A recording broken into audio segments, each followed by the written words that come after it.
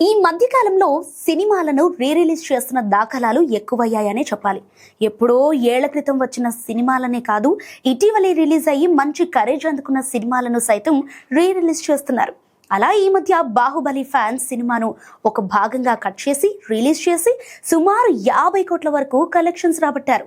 వీరి ప్రణాళిక ప్రకారం పుష్ప మొదటి 2 భాగాలను కూడా ఇలాగే రిలీజ్ చేస్తారని భావిస్తున్నారు.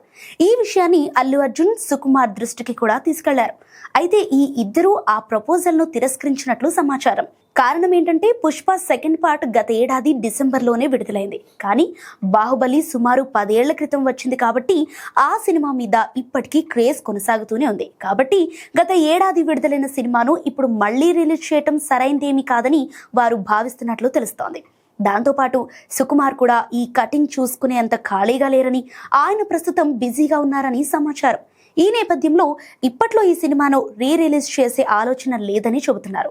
రామ్ చరణ్తో సినిమా పూర్తి చేసిన తర్వాత సుకుమార్ పుష్ప 3వ భాగంపై దృష్టి కేంద్రీకరించనున్నారని, అల్లు అర్జున్ కూడా అట్లీ సినిమా పూర్తవగానే సుకుమార్ ప్రాజెక్టుపై ఫోకస్ చేసే అవకాశం ఉందని తెలుస్తోంది.